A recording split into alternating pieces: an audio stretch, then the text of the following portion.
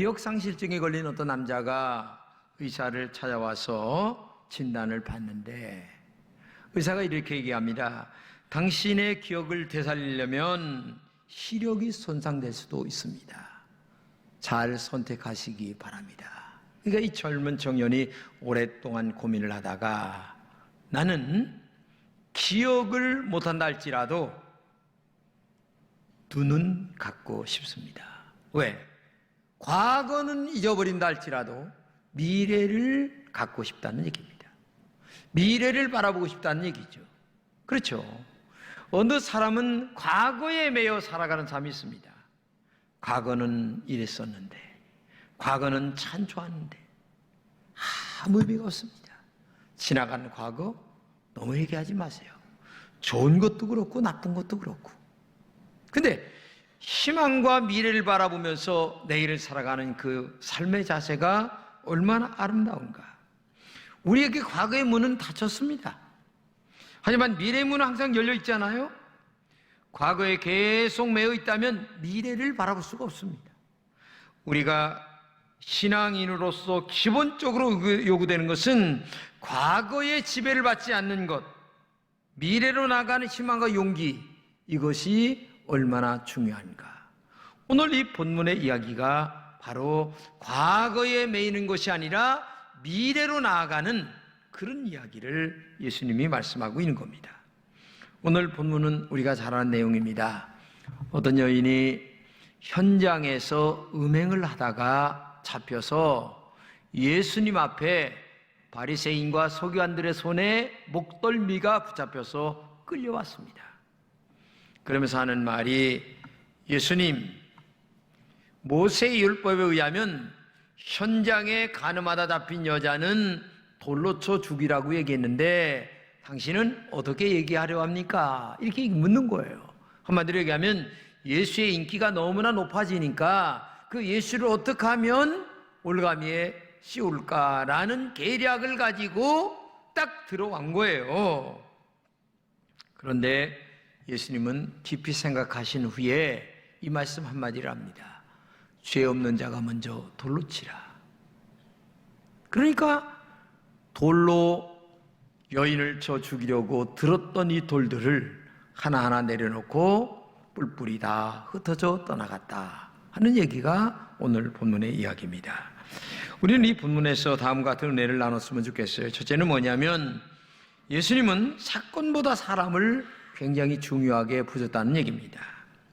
본문을 가늠하다가 현장에 잡힌 여인의 이야기인데 그것도 소문도 아니고 아주 현장에서 잡아서 끌고 온 얘기입니다. 근데 본문에 성경을 같이 한번 읽겠습니다. 시작.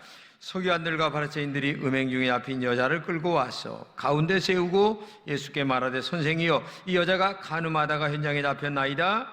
모세는 율법에 이러한 여자를 돌로 치라 명했거니와 선생은 어떻게 말하겠나이까? 이렇게 질문을 딱 하니까 예수님이 이게 뭐 어떻게 할 길이 없는 거죠. 더군다나 모세 율법이라고 하는 엄청난 이 근거를 갖다 들여대면서 얘기를 하는 거죠. 그런데 재미있는 사실은 바리새인과 서기관들은 이 사건 자체를 가지고 예수님에게 나온 거예요. 사건을 가지고, 사건만 가지고 보편적으로 많은 사람들이 어떤 일을 시작을 하고 끝을 맺으랍니다. 많은 사람들은 사건에 집중되어 살아갑니다. 왜 이런 일이 일어나느냐? 사건 때문에, 누구 때문에 일어나느냐? 이 사건으로 손해를 얼마나 보겠느냐? 아니면은 누가 손해를 보겠느냐? 이런 관점으로 어떤 사건을 보기 시작합니다. 이렇게 사건을 보는 것이 보편적인 사람들의 본능과 마음입니다. 그런데 예수님은 전혀 달랐어요. 뭐냐면 바리새인과 사두개인들은 사건을 가지고 나왔지만 예수님은 사건이 아니라 사람을 중요시 여겼다는 겁니다.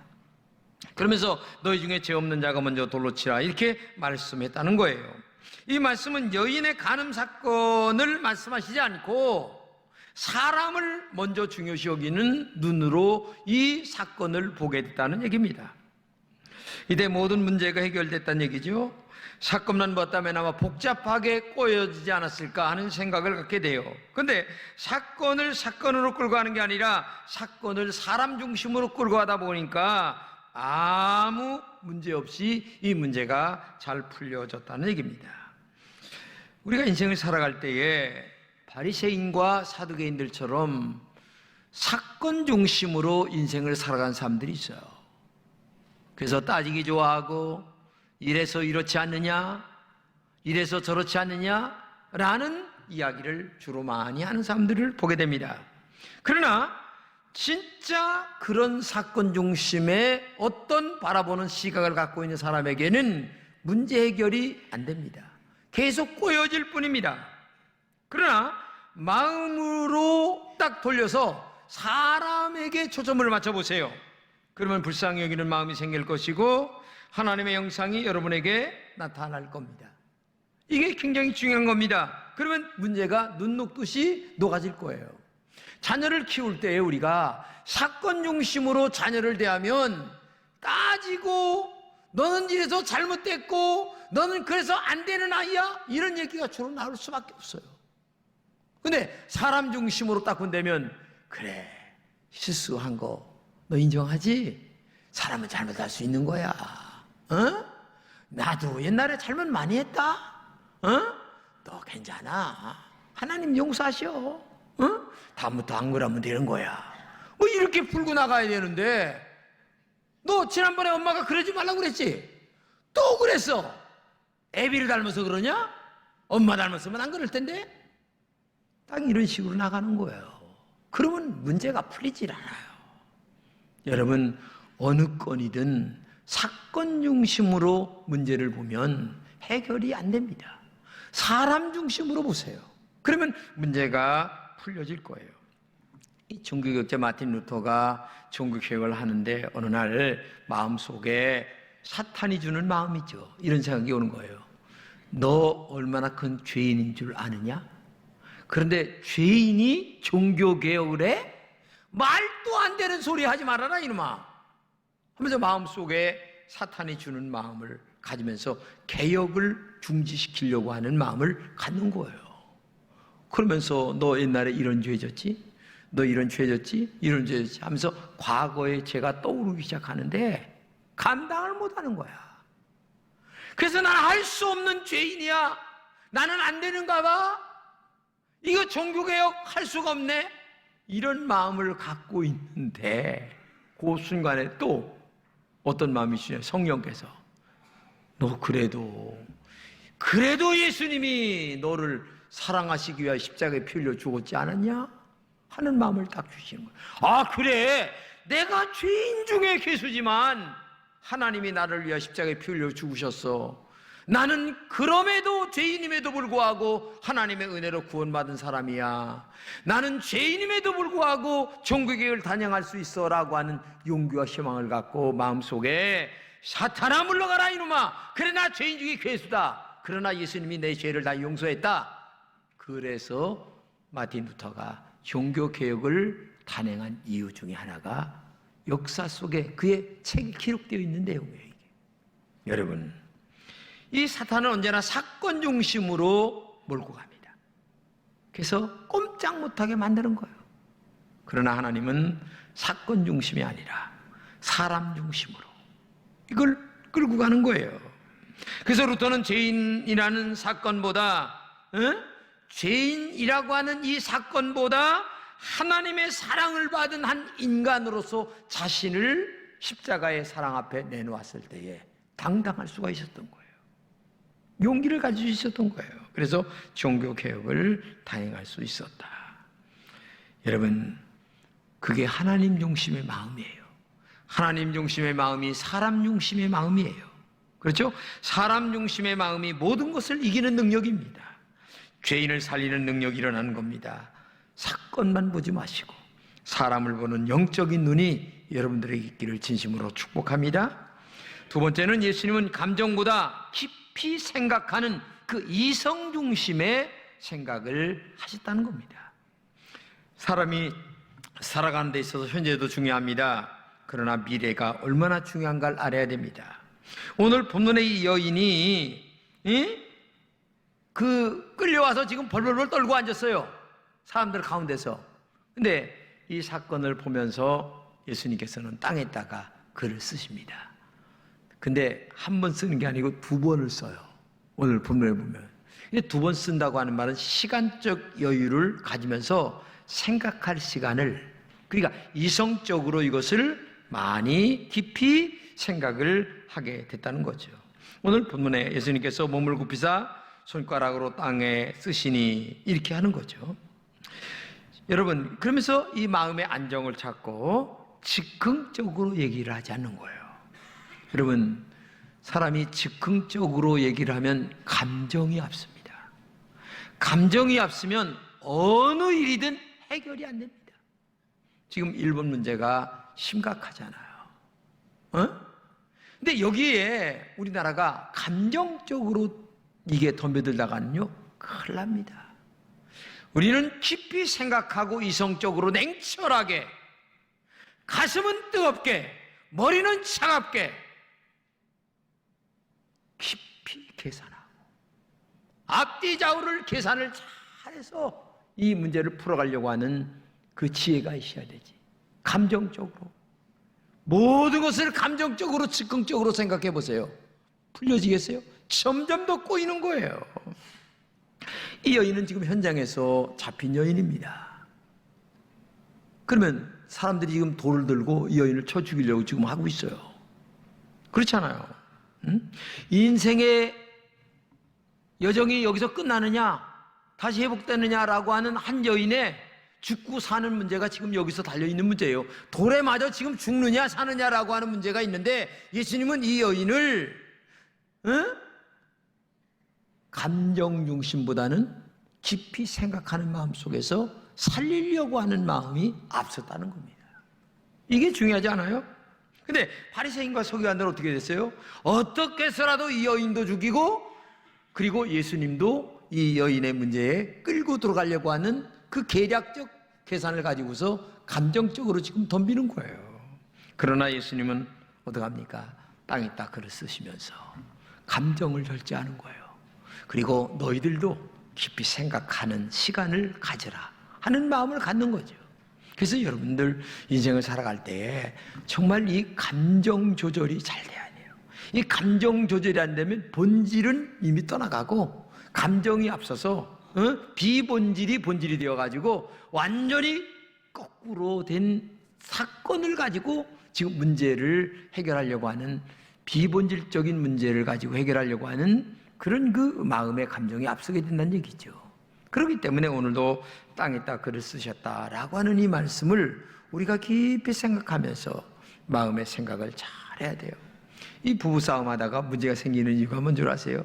본질은 이미 벌써 다 지나갔어. 감정이 앞서가지고 입에 괴로움을 물고 난리를 치는 거야. 이게 우리가 살아가는 방법이에요.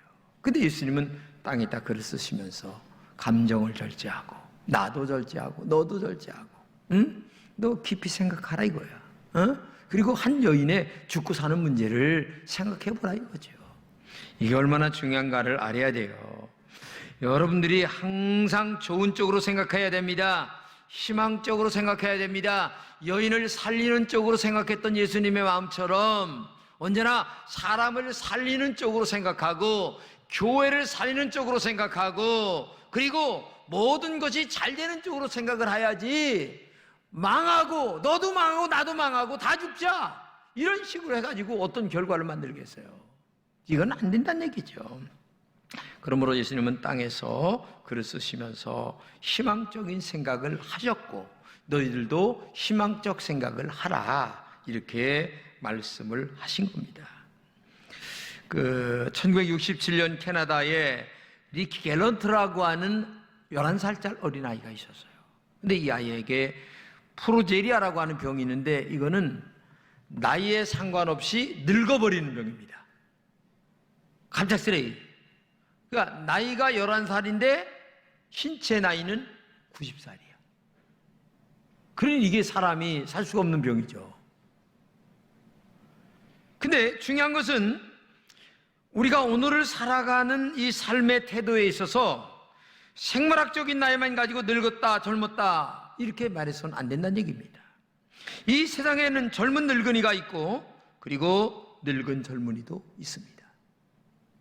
여러분, 어제 신문에 보니까 물이 무서워서 수영장에도 들어가지도 못한 여인이 철인 경기에 참석을 해서 1등을 한 여인이 있어요. 예? 여러분, 이렇게 얼마나 정신적으로 아니면 육체적으로 젊게 살아가는 사람들도 있는데, 반면에 정말 젊은이가 희망도 꿈도 없이 살아가는 사람들도 얼마나 많이 있습니까? 그러니까 늙다 젊다를 이런 나이나 아니면은 체력을 가지고 얘기하지 말고 이 정신적 상태에서 우리가 생각해야 된다는 거죠. 메가더 장군의 얘기입니다. 청년이란 어떤 기간이 아니다. 마음의 상태에 의해서 청년이 결정된다. 붉은 뺨이냐 입술이 아니다. 굳센 의지, 상상, 감정, 아니면 생명력에 달렸다. 청년은 용기로 비겁을 이기며 몸으로 앞일을 달려가는 사람이다. 이게 청년이라는 얘기죠. 그러니까 정신이 살아있고 그리고 삶의 용기와 의지가 살아있는 사람, 이 사람이 진정한 젊은이라는 얘기입니다. 근데 예수님은 이 한 여인을 죽이려고 끌고 왔던 바리새인과 서기관들에게 죽여서는 안 된다, 살려야 된다고 하는 기본적 개념을 가지고 이 문제를 접근하다 보니까 시간적 여유를 가지면서 감정을 절제하고 그리고 살리는 쪽으로 생각을 했다는 것이 얼마나 중요한가를 우리가 알아야 됩니다. 그러므로 여러분들도 정말 깊이 생각하시면서 감정을 좀 내려놓으시고 그리고 깊은 생각, 이성적으로 생각하셔서 살리는 사람, 그런 여러분 되시기를 주님의 이름으로 축복합니다. 마지막으로 굉장히 중요한 것은 예수님은 외모보다 속사람을 중요하게 여겼다는 겁니다. 굉장히 중요한 얘기입니다.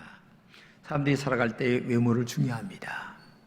잘생겼냐 못생겼냐, 많이 배웠냐 못 배웠냐, 아니면은 뭐 직업이 뭐냐, 이런 걸 많이 따집니다. 근데 본문의 여인은 사람들에게 지탄받을 만한 짓을 한 여인이죠. 그래서 사람들에게 끌려왔고 이 여인은 아예 매장을 시킴을 당하는 상황에 처해 있죠. 예수님도 꼼짝 못할 것이라고 생각했는데 예수님께서 이렇게 시간적 여유와 감정적 조절을 하신 다음에 한마디 하시는데 뭐라고 얘기합니까? 너희 중에 죄 없는 자가 먼저 돌로 치라, 이렇게 말씀하십니다. 이 말을 들은 사람들은 돌을 내려놓고 슬글슬글 도망을 쳤다는 얘기입니다. 예수님은 사람의 정곡을 찌르는 말씀하신 거예요. 너희들은 지금 사건 중심과 감정 중심과 그 다음에 외형의 어떤 문제를 가지고 이 문제를 자꾸 접근하는데 실제 내면의 세계를 들여다보면서 한 번쯤 생각해 보라는 얘기입니다. 사람들 중에는 눈에 보이게 드러난 죄인들도 있습니다.